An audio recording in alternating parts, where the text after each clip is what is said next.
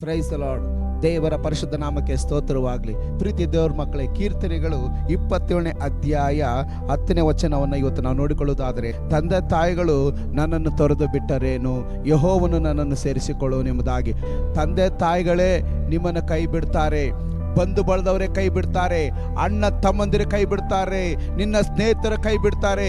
ಈಗ ನಿನಗೆ ಕಷ್ಟ ಬಂದಾಗ, ಸಮಸ್ಯೆ ಬಂದಾಗ ಯಾರು ನಿನ್ನ ಸಂಗಡ ಇರುವುದಿಲ್ಲ ಎನ್ನುವುದನ್ನು ಪ್ರತಿಯೊಬ್ಬರು ತಿಳಿದುಕೊಳ್ಳ್ರಿ.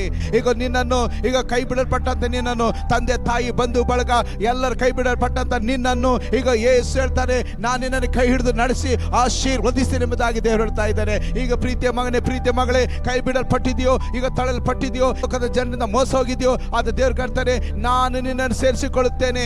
ಮಗನೇ, ಮಗಳೇ, ನಾನು ನಿನ್ನನ್ನು ಪ್ರೀತಿಸ್ತೇನೆ ಎಂಬುದಾಗಿ ದೇವರು ಹೇಳ್ತಾ ಇದ್ದಾರೆ. ಈಗಲೇ ಯೇಸು ಕ್ರಿಸ್ತನ ಬಳಿಗೆ ಬಾ, ಆತನ ಪ್ರೀತಿಯನ್ನು ಹೊಂದಿಕೋ.